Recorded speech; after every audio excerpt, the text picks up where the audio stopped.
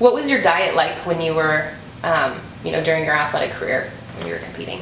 Well, when I was living at home, it was whatever my parents made, so a lot of healthy type situation, meals, chicken, vegetables, all that stuff, your norm. And then when I got to college, it was cafeteria food. When you try to be healthy, you go to the salad bar, but you end up going to the burgers and the fries. Late night Taco Bell runs. Yeah. So progressively got worse. So in high school, I was lucky enough to go to private boarding school. I lived at home, but I still ate breakfast, lunch, and I just had dinner at home. So they had it set. It was pretty healthy. All of our options were really good. And then I went to St. Martin's, and it was a big change. I had cafeteria food, which was all deep fried or grilled. And so that transition from high school to college was the biggest change, and I definitely got that freshman 15. So we got kind of a talk about how many calories we should be eating and some examples, but I was so uneducated about nutrition at the time that I didn't even know. I was like, I don't know how to count calories. I don't know how many calories are in things. So I didn't really feel like I had a problem, so I just didn't pay attention really. So I was like, well, whatever. I mean, I don't need to worry about it anyway. So that was the only time, and so I don't feel like I was prepared at all. That was my main struggle when I came out, was not knowing how to eat correctly. Can you describe the end of your athletic career, like when you transitioned out of college? Mm-hmm. Yeah, I actually only played basketball in college my first 2 years. My family opened up a gym, and so I went to work with them full time. School and then work. So you went to work at a gym, so did you feel like you had a good handle on like how to exercise after basketball? No.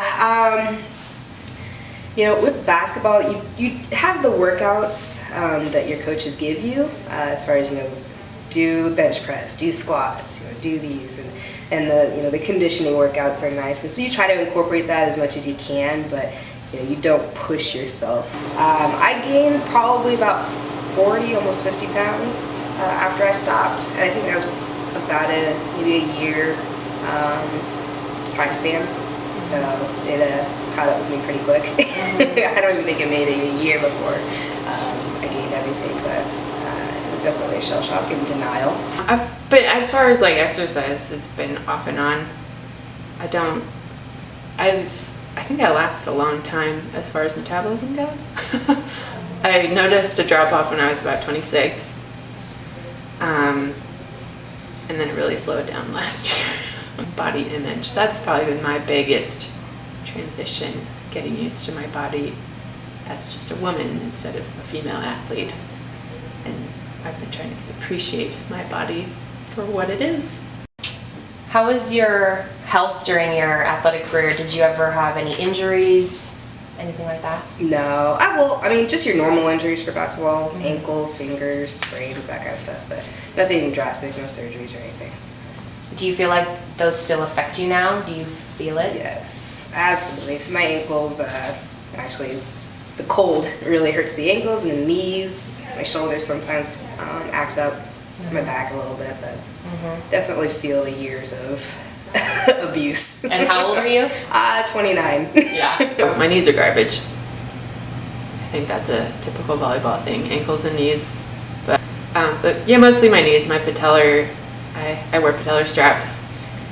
Would be at St. Martin's, I lacerated my kidney, so I was out my junior year. The usual, I'm a goalie, so broken fingers, bruised kneecaps, sprained ankle, just the normal for athletes, I'd say. And then I'm sure my fingers will be huge and useless in like 20, 30 years. I injured my low back in college doing squats the incorrect form. And so it was just interesting. I feel like I didn't have very good advice after that happened. So not only then did I injure my low back and have problems, but I didn't know I wasn't strong in that area, because then I just stopped strengthening that. And so then that caused more issues. Yes, I sprained my ankles a couple times. I've had back spasms. I broke my wrist. My career actually ended when I had a herniated disc in my back. That's what forced me to stop. The last straw was I actually went to try to dunk on one of the guys and got hit, and they actually called a foul on a Globetrotter, if that indicates how hard I got hit.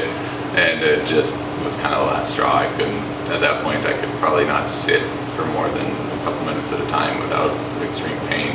So we'd go to dinner and I'd be standing at the table and things like that.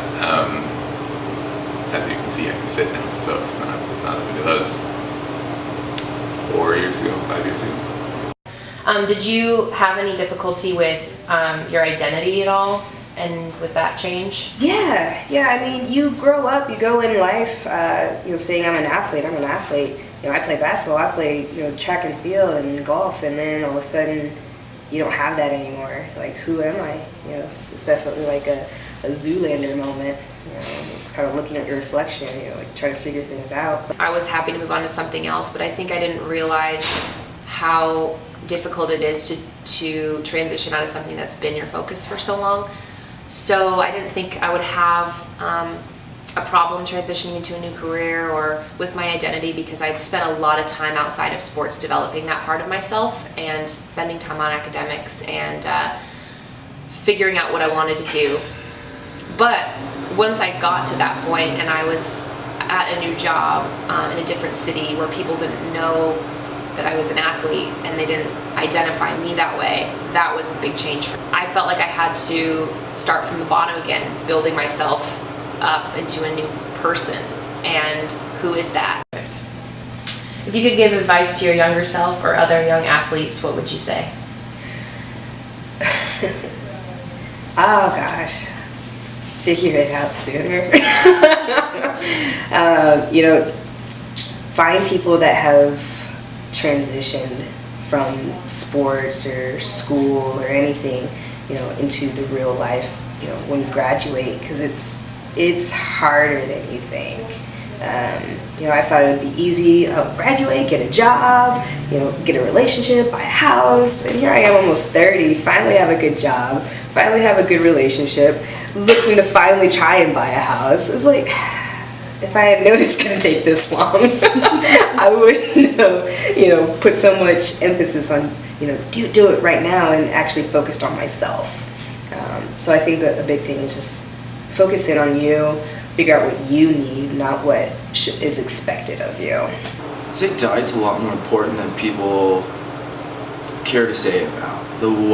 What you eat before a game and what you eat after a game is really important. And then another thing I'd say is you get what you put into it for any sport. It doesn't matter if you're playing soccer, playing basketball, track. No one's gonna come up to you and say, I want you on my team. You're gonna have to go work as hard as possible, sell yourself. I don't know, there's a large percent of people that don't go play professionally, so prepare yourself for that. Use basketball as a way to get yourself an education, or as a way to get yourself contacts, or as use it for something other than expecting to get a job out of it, because very few people do. I think it's important to know that there's life after sports, and you need to be prepared for it. I think that keeping the joy in the sport is big. I think a lot of people burn out. And then I wish more kids knew that, of their potential. What I'm trying to do with my life is to help athletes who are currently competing understand how to eat, give them a good base of nutrition and understanding, not just for what they need to eat when they compete, but a good understanding of education about why we're doing certain movements, what that's doing for their body, so that when they come out of their sport, they know what exercises make them stronger, what exercises makes them faster, why we're doing certain things, and how to exercise when they're no longer competing. And then also just giving them an understanding that life isn't all about the sports, and to make sure they have other clubs and activities and social circles, and preparing for that, because it's like it's been said, Most are not going to go professional, and even if you do go professional, it's not going to last forever. So having a good base and different things that you can fall back on and different interests for sure.